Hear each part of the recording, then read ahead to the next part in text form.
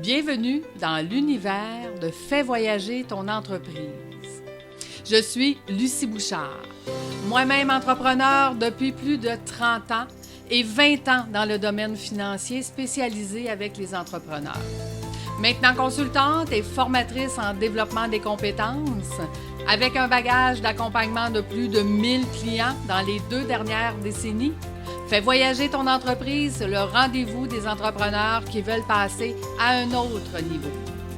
J'aide les entrepreneurs à être plus performants et à l'évolution de leur gestion. Pour obtenir quoi? Beaucoup plus de liberté. Tu apprendras des stratégies qui te donneront le contrôle de ton entreprise et tu pourras prévoir d'avance quand tes objectifs seront atteints. Tu augmenteras ta rentabilité, ta profitabilité de stratégie en stratégie. Je suis administratrice agréée, planificatrice financière, assureur vie agréée et coach certifié. Dans mes valeurs, la plus importante est ma générosité qui me pousse à te partager mes nombreuses histoires à chaque semaine. Nous recevrons aussi d'autres entrepreneurs qui viendront à leur tour nous partager leurs défis, leurs bons coups, mais surtout leurs stratégies qui pourront t'aider à voyager toi aussi dans ton entreprise. Chaque semaine, c'est un rendez-vous. C'est avec plaisir que je partage trucs et astuces. Merci de faire partie de cette belle aventure qui, je l'espère, fera pour toi aussi voyager. Moi-même entrepreneur depuis plus de 30 ans et 20 ans dans le domaine financier spécialisé avec les entrepreneurs. Maintenant consultante et formatrice en développement des compétences, avec un bagage d'accompagnement de plus de 1000 clients dans les 2 dernières décennies, Fais voyager ton entreprise, le rendez-vous des entrepreneurs qui veulent passer à un autre niveau. J'aide les entrepreneurs à être plus performants et à l'évolution de leur gestion. Pour obtenir quoi? Beaucoup plus de liberté.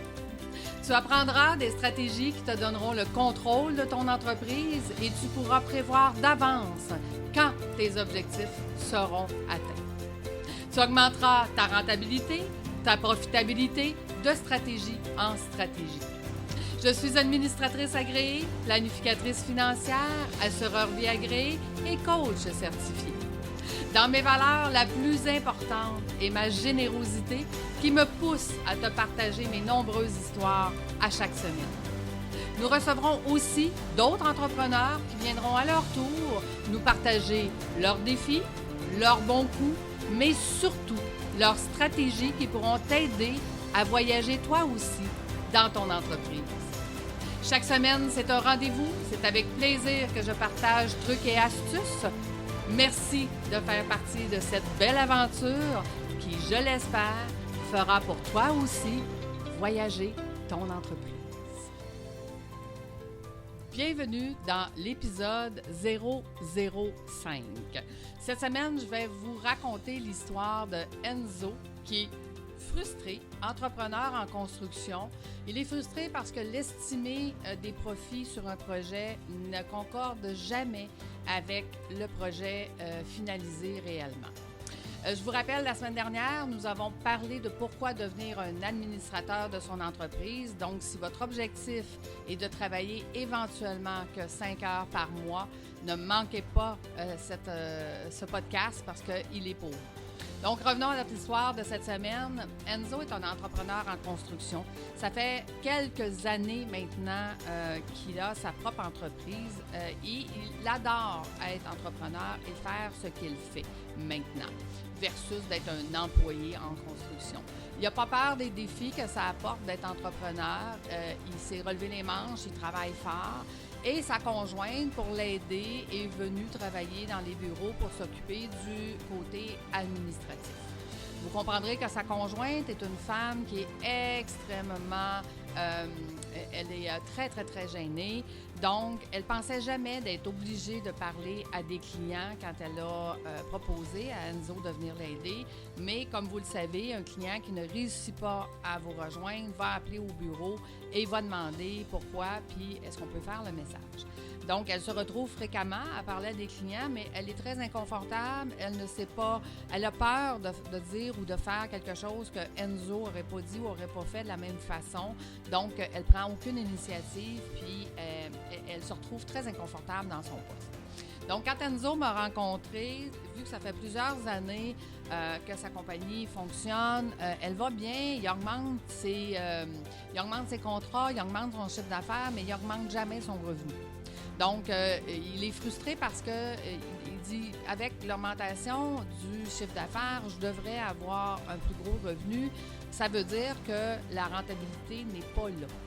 Et la première question que je lui ai posée, c'est « Enzo, est-ce que tu as fait une analyse de tes dossiers, de tes contrats, l'estimé que tu faisais versus la réalité? » Non, il n'avait jamais pris le temps de faire cet exercice et c'est ce que nous avons fait dans un premier temps.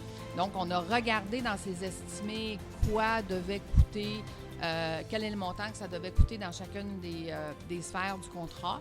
Et on a regardé en réalité, puis son adjointe m'a beaucoup aidé à cet effet, de retrouver les factures qui concernaient cette dite partie. Je vous donne un exemple.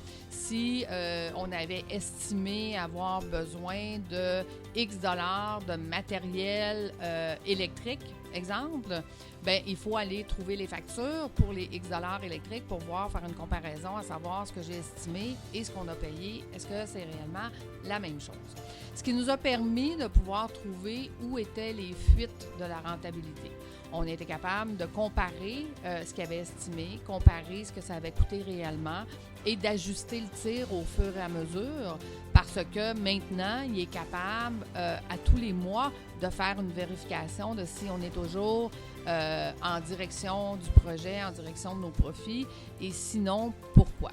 Donc, cette première étape a été très importante parce que maintenant, c'est ce qu'on appelle, ce que moi j'appelle souvent prendre le contrôle de son entreprise et non pas de vivre le résultat à la fin.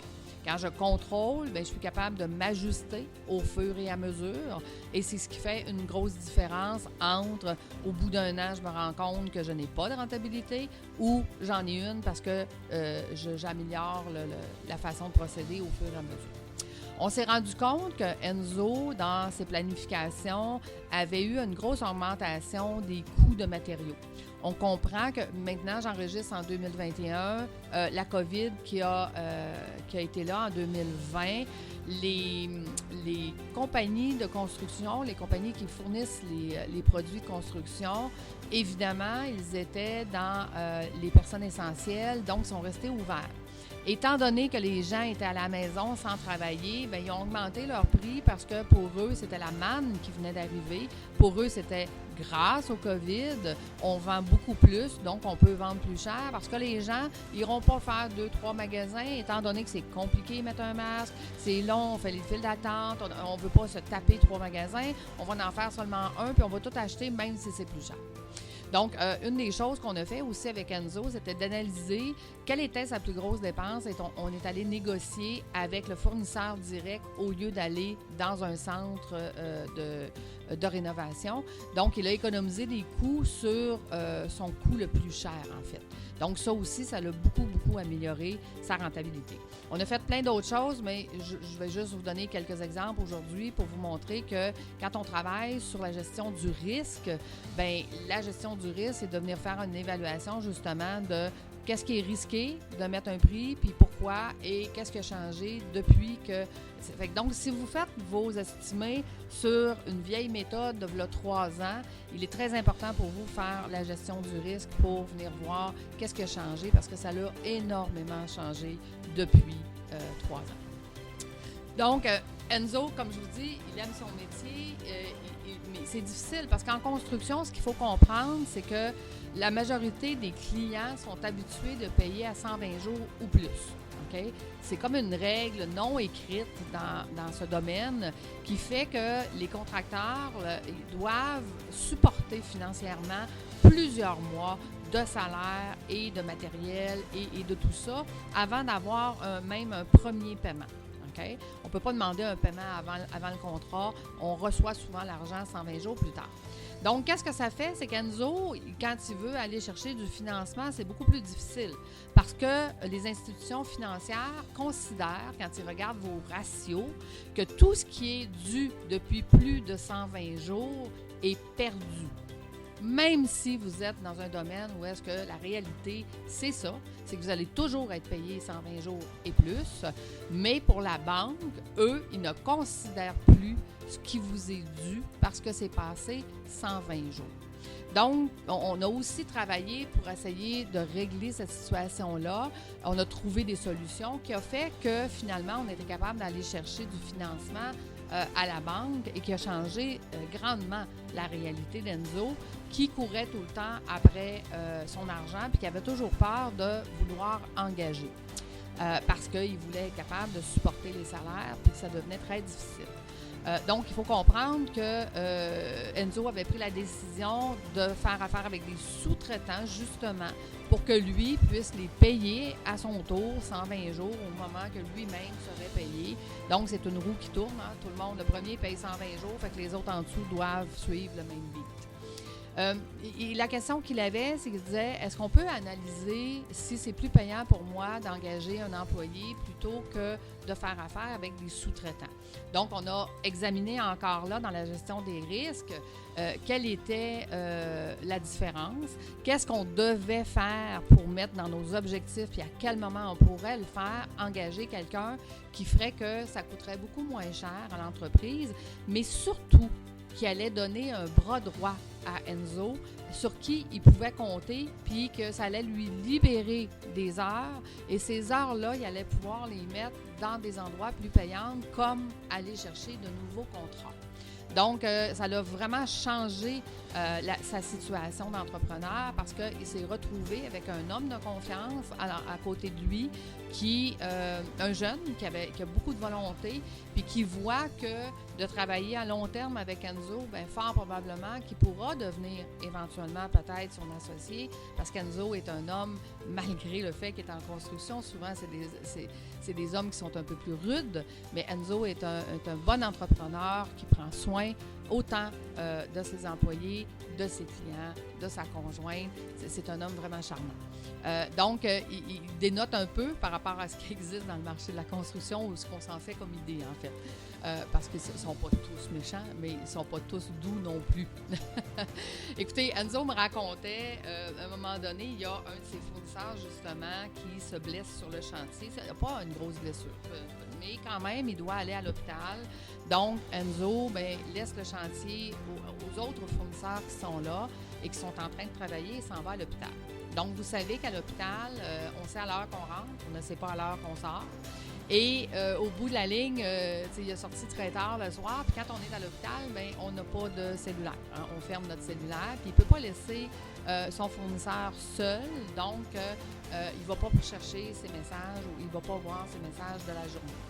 En arrivant le soir, très tard, chez lui, sa conjointe lui dit que le client a appelé et qu'il aimerait changer la couleur de sa céramique. Mais ce que le client ne sait pas, c'est que le fournisseur de céramique avait commencé la journée même à installer la céramique qui avait été choisie précédemment. Donc, mon Enzo, là, tout mal parce qu'il se dit, le client va être fâché, il va être déçu, je peux pas vraiment changer, faudrait casser ce qu'il y a là, retourner le matériel, donc on va avoir des délais, fait que, tu sais, comme il est stressé, puis finalement, il n'a pas vraiment dormi cette nuit-là parce qu'il était extrêmement déçu pour son client. Par contre, ce qu'il a fait, c'est que le lendemain, il a expliqué la situation à son client. Il a expliqué pourquoi il n'avait pas réussi à le rejoindre. C'est sa conjointe qui est toute gênée et qui ne prend pas de décision. Elle a juste pris le message, évidemment. Donc, finalement, le client a compris la situation. Il a accepté l'ancienne céramique parce que, de toute façon, il n'y avait pas une grande différence entre les deux. C'était correct. Mais imaginez qu'il arrive quelque chose d'autre sur le chantier durant l'année. C'est souvent ces petites choses-là. J'ai fait une concession, j'en ai fait 2, puis la troisième, mais le client, il éclate, puis il n'est pas content parce que ça fait 2-3 choses ou est-ce qu'il est insatisfait. Donc, d'avoir tous les chapeaux comme entrepreneur et de faire toutes les tâches, ça devient difficile de satisfaire tout le monde parce qu'on n'a que 24 heures dans une journée puis on ne travaille pas 24 heures. Donc, souvent, on en échappe puis le client n'était pas content. Donc, qu'est-ce qu'on a changé pour que la situation change? Puis, tu sais, Enzo était inquiet au moment qu'on s'est rencontrés de garder son entreprise. Parce qu'il disait, si je ne fais pas plus d'argent qu'employé, mais que je fais beaucoup plus d'heures puis j'ai beaucoup plus de risques, pourquoi je garde mon entreprise? Donc, on a travaillé aussi avec sa conjointe. En fait, j'expliquais à Enzo que la différence entre une adjointe et une adjointe exécutive, la différence, c'est qu'une adjointe va faire les tâches que tu lui donnes. Et l'adjointe exécutive va faire les tâches et va prendre la décision sur la tâche qui lui est allouée et elle est imputable de la décision qu'elle a prise. Donc, on lui donne le droit de prendre les décisions et de vivre avec les essais-erreurs, de vivre avec les décisions qui, des fois, seront peut-être pas au maximum ou seront peut-être pas rentables ou un peu moins rentables du moins. Dans le cas où est-ce que je vous ai expliqué qu'Enzo est à l'hôpital, j'explique à sa conjointe et à Enzo que si sa conjointe elle avait eu le droit et elle s'était sentie responsable de la situation, elle aurait probablement appelé le fournisseur de céramique et elle lui aurait demandé immédiatement si c'était possible de changer.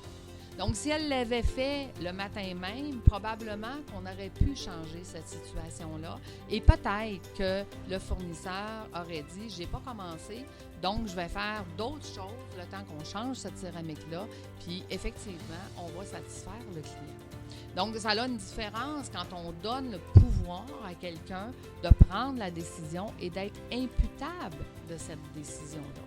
Donc, qu'est-ce que ça l'a fait, notre accompagnement? C'est que Enzo s'est retrouvé avec son adjointe qui maintenant sait où est-ce qu'elle peut décider, puis qu'est-ce qu'elle peut faire, puis qu'elle a le droit de le faire, puis elle a le droit à l'erreur, comme tout le monde.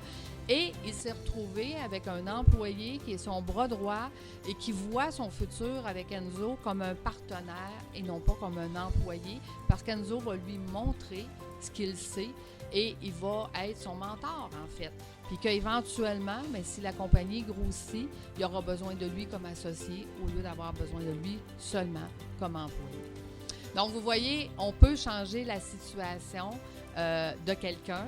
Il suffit juste de prendre le temps de faire les bonnes actions. Dans le cas d'Enzo, c'était de faire l'évaluation des risques à plusieurs niveaux, l'évaluation de ses soumissions et ainsi de suite, et de donner le pouvoir à sa conjointe qui maintenant est beaucoup plus à l'aise de répondre aux clients parce qu'elle sait qu'elle peut décider des choses qui pourraient éventuellement changer la situation du client.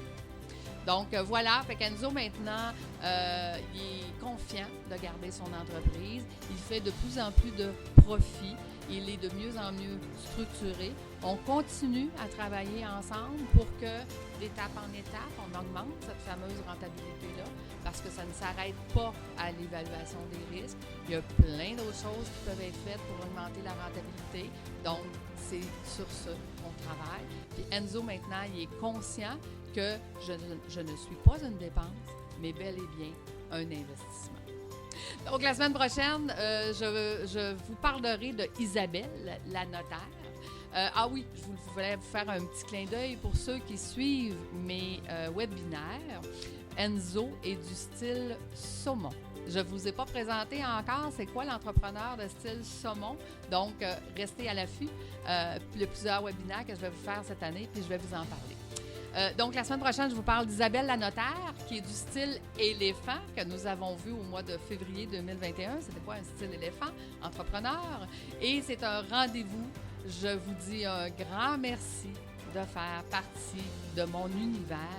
Et vous, allez-vous aussi faire voyager votre entreprise. À bientôt.